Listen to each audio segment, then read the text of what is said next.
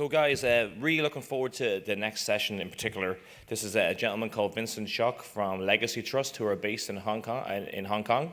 And Vincent has a lot of experience in the real estate industry, both in North America, in Canada, and in the United States. And Vincent specifically is going to talk about the role of custody and how we can manage that in the digital assets and in the crypto environment. So I know from setting up and spending 5 or 6 months putting together our own ICO project, cryptocurrency custody was probably one of the biggest headaches and one of the biggest challenges. And to find a really good, reputable, transparent, and kind of trustworthy company, we had to do a lot of digging and a lot of searching. So very much looking forward to hearing Vincent's discussion around this topic. Thank you.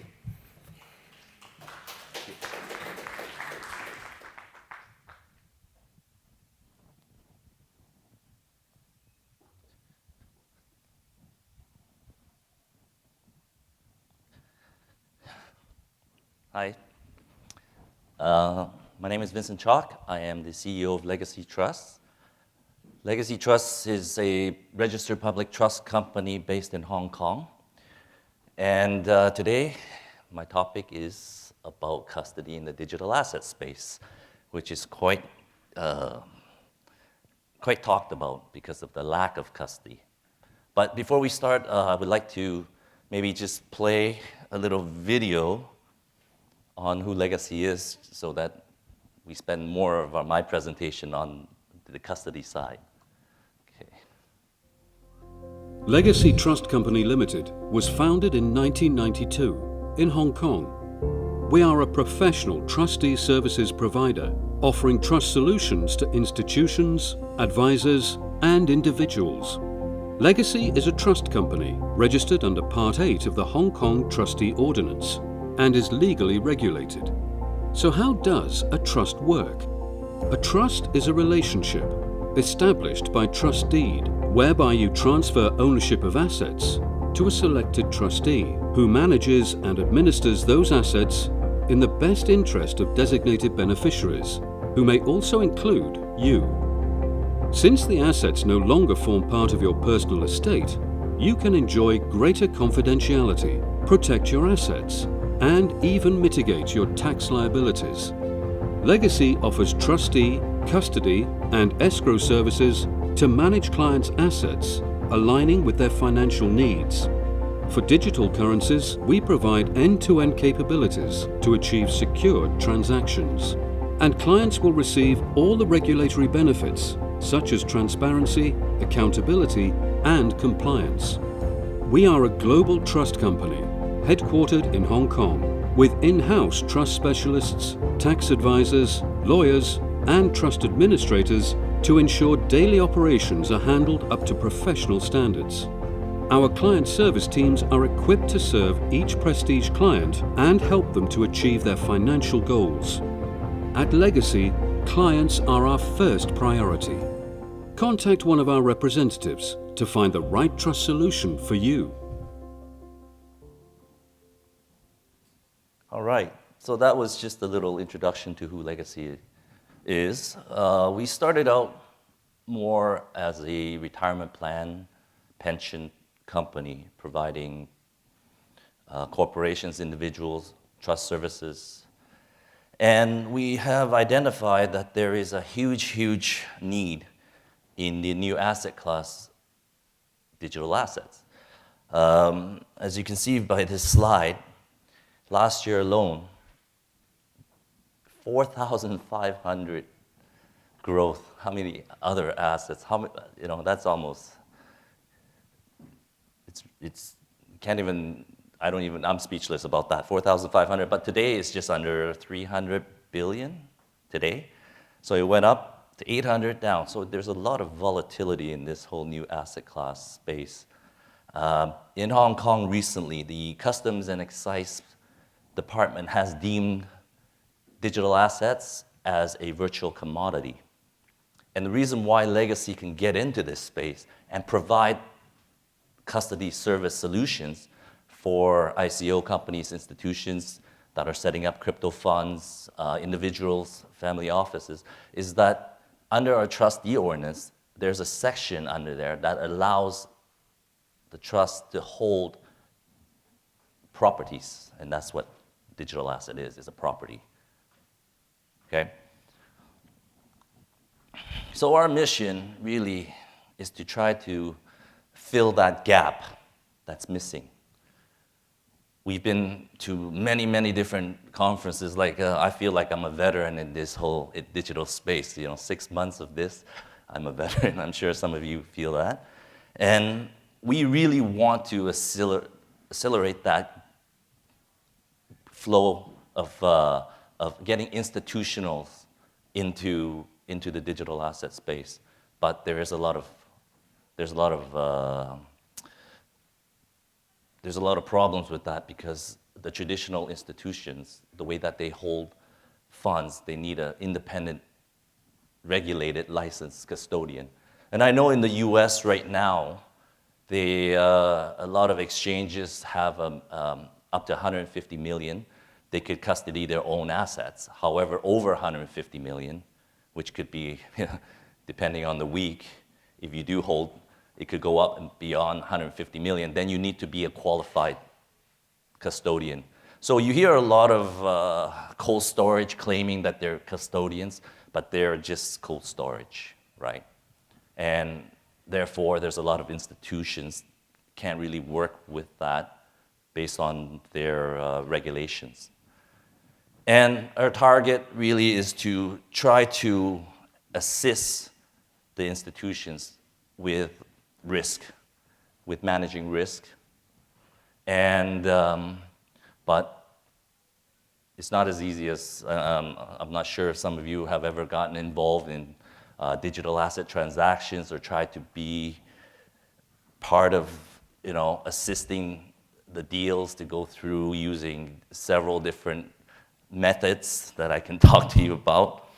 But this is where we see the challenges, and there are plenty of those.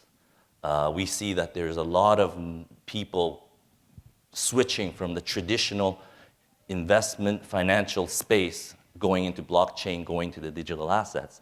I mean, every day I meet people that are involved in ICO. What's your background? Oh, I used to be ex-Merrill Lynch. I used to be, Goldman Sachs. And I say, wow, you guys are from such a regulated industry going to, one that's not. And I guess that's because of maybe something to do with the 4,500% growth, right? Lack of procedure. I've been involved in trying to help buyers and sellers of digital asset. And I've heard all kinds of crazy stories. People are using law firms as escrow agents and company secretarial firms as escrow agents, or using all kinds of different methods. And there's, proof of funds, proof of coins. And this is one of the most difficult. It's very difficult coming from a registered licensed world to try to transact in the non-regulated world. When you want a custody, so let's say you're trying to, from a financial world, you're trying to do a deal whereby you have your licensed custodian, you inject the funds, then you instruct the licensed custodian to purchase the underlying assets. Well, in this space, it doesn't work that way. You go and try to make a deal first. You have to prove that you got the deal. Then they'll inject the funds. And then once the fund's there, they're not even sure if the transaction is going to happen within the next, because you still have the wallets to deal with. Where is the source of the coins? So there's no lack of procedure. And Legacy, we do have a procedure. We're proposing whereby we are probably the only trust company out there that has spent and invested quite some of money into developing our own cold storage facility. Of course, that's our traditional business. We're supposed to hold, protect, safekeep people's assets. So we have a physical vault. We have our titles, insurance policies we hold for our clients. We hold gold bars. And Now we hold HMS keys, we have a protocol, multi-sig, all of that stuff that you see your cold storage providers having. That's a proper licensed custodian doing that. And on the other side, as a public trust company, we're able to take cash deposits. So US trust charters can't. There's other trust companies in different jurisdictions doesn't allow trust companies to take cash deposits. So this puts us in an optimal position to help regulate these type of transactions in the digital asset space. You deposit your fiat with us, we custodize it. On the other side, they deposit their crypto with us, then we custodize it, and then what we do, we don't deal with sales and purchase agreements, all of that. What we do is sort of, in a way, a dealing instruction. You just tell us what to do, and we just do that. So we protect both sides. So I've even heard stories whereby, Vincent, I want you to do this, but I'm not giving you my wallet. I'm holding that. You get the funds, and we'll send the wallet directly to the buyers, okay? Well, sometimes people don't want to share. You know, if these deals happen, it's almost like protecting, you know, that golden goose. We never actually meet buyers and sellers of digital assets. We meet mandates, we meet intermediaries, and those guys protect their source like it's the gold, right? So, but that's not possible because there's other things involved. There's KYC, AML. We're licensed for KYC. We're licensed for AML purposes in Hong Kong. There's reporting. We're a CRS compliant. We're FATCA compliant. So all of these things are involved. It's not just as simple as a crypto deal. But anyway, so I entertain these guys. Says, okay, I can take in the funds. The client is my buyer. Funds comes in to Legacy's account, trust account. He verifies it, we have it, he sends the crypto over, right, to the wallet. Sounds like it's an easy process. But what happens if the buyer says, hey, I never received it? Yes, it's written on the Ethereum block, everything you see, they've received it, but they can deny it. If I don't get an instruction to release those funds to the seller, we can just say that he's screwed, right? And he can sue all he wants. But ultimately, we have to take instructions from the client. So there's scenarios like that people overlook. So we have to really, as a trust company, we have a fiduciary responsibility to act on the best interests of our clients. And if they're both our clients, then we have to make a fair trade. That's pretty much the procedure that's lacking in crypto transactions. And right now, in order for this industry to grow to its potential, we need to have institutions. We need to have guys that wants to fund their funds with assets. But if you're having, you know, an institution that raised 50, 100, 200 million dollars to go and buy cryptocurrency, and the way that they go and buy cryptocurrency is through shady type of dealings with mandate sellers, there's red flags all over the place, right? And once they have it, these institutions need a proper custodian for that. Well, there's nobody, right? So that's where the lack of accountability comes in. You can't go to State Street and say, hey, I'm a big fund, I want to go buy this. Well, they're not going to entertain. First of all, it's only a $300 billion industry when State Street itself is holding trillions of dollars of assets. They won't touch it. So there's a lot of these regulated custodians won't even go into this space today. But that's different from us as our trust mandate, as our trust ordinance allows us to do that. I'll go into that a little bit about regulations and who we're regulated by. So going to C, which I spoke about, the lack of custodian in the industry. So there's a lot of misconception, and I touched on that earlier about cold storage providers, and you guys know who they are. They're big, and all they have is technology, but they don't have the legal capabilities to become that custodian, but they're spoken like they're some sort of a custodian, right? But they're not. So who else besides, I mean, even though how we got into this space is really, we were speaking with a lot of ICO companies that had a lot of problems. Of course, we understand this is decentralized. They issue tokens.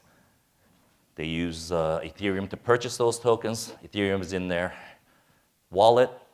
But because of the nature of their company, in a lot of countries and a lot of places, they can't open even a company operating account. So how do you pay your staff? I mean, there's only so much the staff can take of cryptocurrency. A lot of places don't accept crypto at supermarkets yet, or paying their rent, or buying gas to get to work. So what a lot of these ICO companies are kind of stuck. And they came to us and said, well, how can we help you? The way that we can do that is because we work with exchanges also.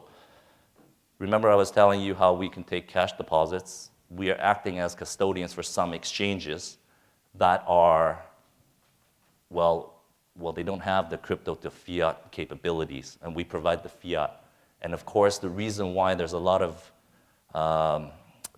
government shutting down exchanges is not because that they're not licensed. It's because they don't perform the proper regulated AML when you take in the funds.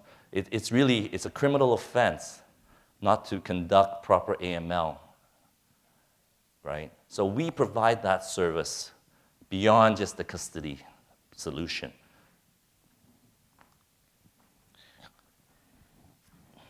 Kind of got ahead of myself here. So with the firms, hedge funds that are looking to get into this space, that's the challenges. And we know that we've seen numbers, 58% per year growth in the digital asset space, 58% per year it's going to go. So the potential of this to hit $1 trillion is just around the corner. But how does it get there? These guys that came from the regulated world now decided to switch over. Your Morgan Stanley, Merrill Lynch, ex-traders, all of them now, which are now in the digital world, are they the ones controlling it? Well, it seems like they forgot everything they learned in their last job, right? Now they're in this. Okay, well, this is the way it has to be done. Forget regulation. It doesn't work that way. We can't grow this industry. We can't grow that industry if we don't have independent parties, independent companies to come and service to get that growth to really achieve the numbers that it should be.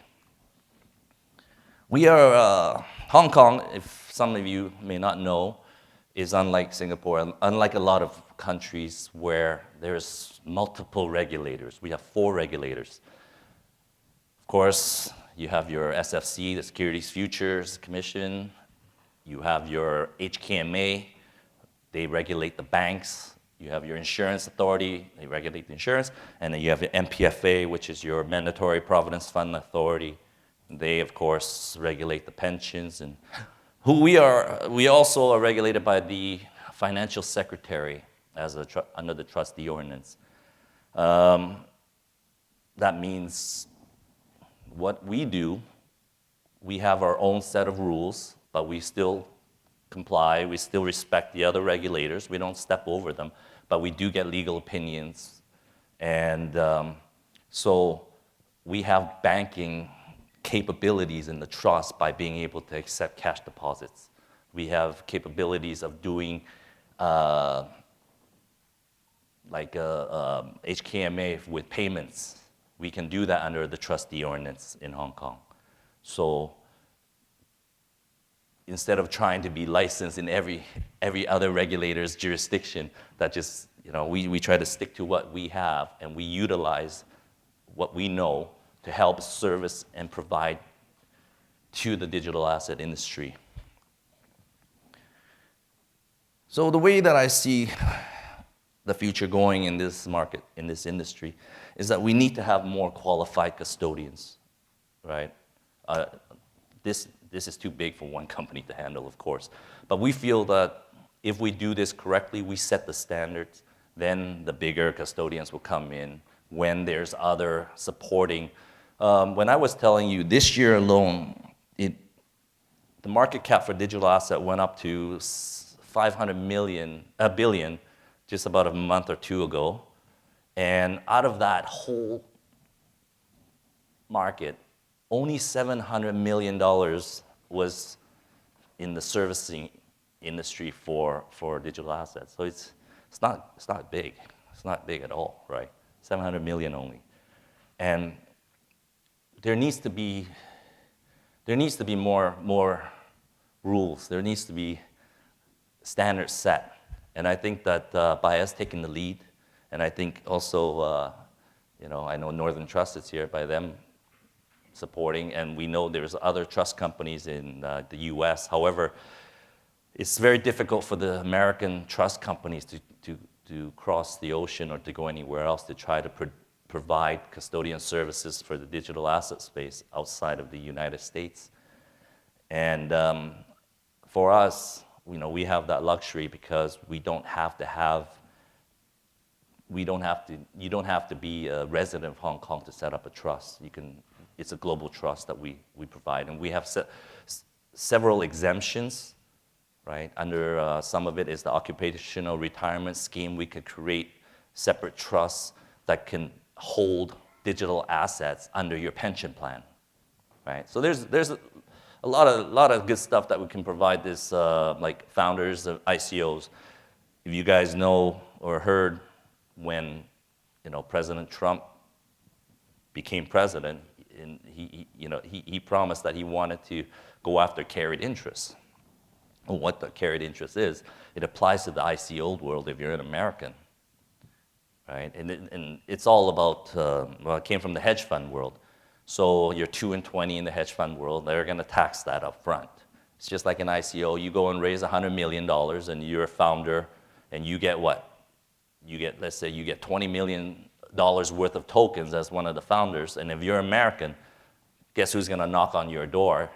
It's the IRS. They want you to pay your tax up front on that $20 million worth of tokens. Well, we have trusts that we can set up to provide deferred plans, and so it's all-around service that we provide, I guess. And what we need is a separation of power. You got ICO, you got exchanges acting like banks, acting like escrow agents, acting like custodians, acting like your financial advisors. You got the OTC brokers doing all kinds of stuff because they're not regulated. They're decentralized. But we need separation of power. We need the custodian to do what they do. We need the exchange to do what they do. You need the banks to do what they do. That's how that's where the the financial institution, how it should work. So what's the difference? We know that digital asset is an asset class. So why treat it so special? Why treat it so different?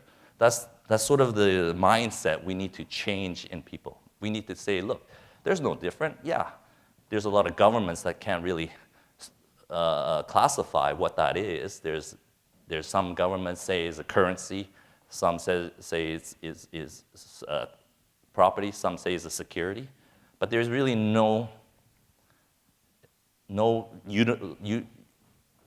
unity in that yet globally, right? So we need to have, one thing I really respect and I know in the whole blockchain community is that it's a very tight community, right? What's worse than a regulator coming down on you when all the community tweets, Google, or Facebook, all of your, the bad names, the bad wallets out there. That's quicker than any regulator will punish you, right? they'll smear your name and you can't even walk. And you go to any conference and people recognize your name. You know, you might as well shut down and go back to being a car salesman or something. So that community is tight, and that's blockchain. So we really need that. We need the separation, and it's coming.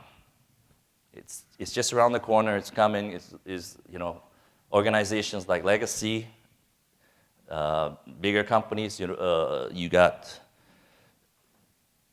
major Fortune 500 companies now looking at blockchain technology. I mean, of course, blockchain is definitely more than digital assets, but we can probably all agree digital asset, like a Bitcoin, was the one that got everybody's attention, right? It was a big part of getting there to see the growth.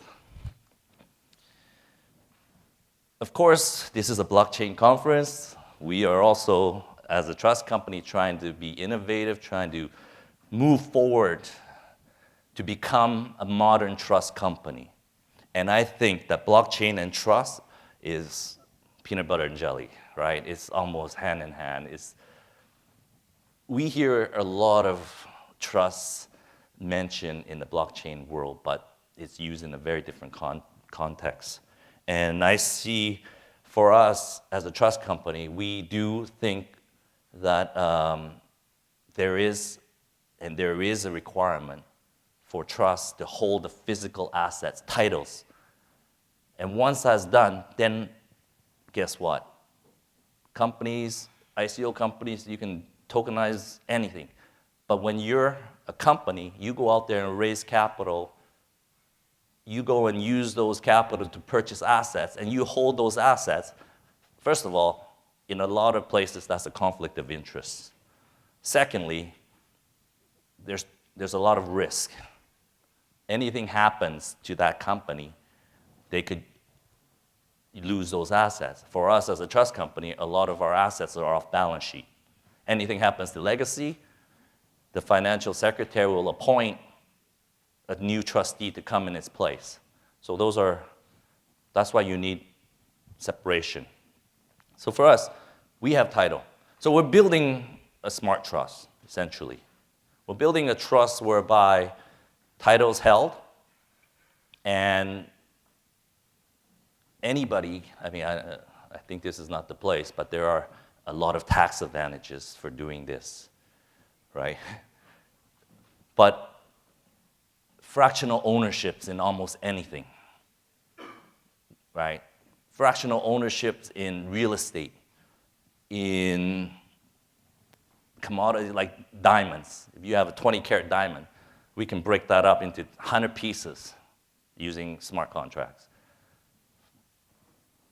Fractional ownerships whereby you don't have to have the majority to sell your portion of it. It's a change of beneficial ownership, right? Really, what's that? How is that different than one Bitcoin divided into 1,000,000.001, right? It's the same. A Bitcoin is a ledger. So if we create, we hear a lot about tokenization of assets. But what about the actual holding of the assets? Who's qualified to hold those assets, right? And going back to my pension background, we're also using blockchain and smart contract because we're building a fabulous product that will allow, I mean, we heard about unbanked. There's 2.5 billion unbanked in this world. And when I'm talking unbanked, it doesn't mean that they're living in the Amazon and they don't have any ways of getting to the bank. They're living in the jungle. No, those are not the unbanked. The unbanked is employed people around the world that has no ability or does not have, I guess, the credit standing in the world to open up a bank account. 2.5 billion working class people that the banks say you're not good enough to open a bank account, right? Believe that. So we're providing a service. We heard a lot about e-payment companies out there, your Apple Pay, your Samsung Pay, all of those. That's great. What we're creating is not high tech, it's low tech. Because last time I checked, I can't stick this thing in an ATM machine to get cash out, right? So we're providing a solution whereby we're using blockchain, we're using eKYC, we're using a prepaid debit card to issue to every one of those people that needs this service. Then as a trust company, we're also able to create a captive insurance where we can now give these lower earning global employees an insurance. We captive that. So in Hong Kong, there's about 400,000 domestic helpers, probably 20%. Unlike Singapore, I think all of the domestic helpers are okay to open a bank account, but not in Hong Kong. You know, a lot of them don't. What they do is they get paid in cash. They run down to the Western Union. They pay a huge fee to send. And before they do that, they're in line for probably 2 hours. And once it's gone, they have little savings. 5 years later, they go back. They really have nothing to show for it, right? So we're implementing a trust solution where now they deposit with us. They can see we take a little bit for a pension. We allow them to use just a normal phone to transfer into their debit card. Their family can just take out the card to the machine, take out some cash, and then from that, no employers will give them a pension because it's not necessary, right? You know, you got someone earning $700-800 US a month. It's just not worth it for them to give them a pension. Well, guess what? Now they can create their own pension online, and every dollar they put in to their pension is registered on a smart contract. Of course, if you have millions and millions and millions of these type of clienteles, well, there's a lot of transactions. The blockchain, Ethereum blockchain will be too slow for that, because you're probably looking at, you know, daily deposits, daily withdrawals, all of that. If we register those on a blockchain, that's just going to be, I mean, it's too. So, you know, we're looking at different chains that can handle the speed. But ultimately, we are a very forward-looking, thinking trust company that is very, very excited at the opportunity to provide the kind of service that this industry is lacking and needing. So all I'm asking is probably, you know, the guys that came from those regulated world as now in the blockchain world, to let's not compromise and forget all of the lessons that they've learned. So we need the degree of separations. Thank you.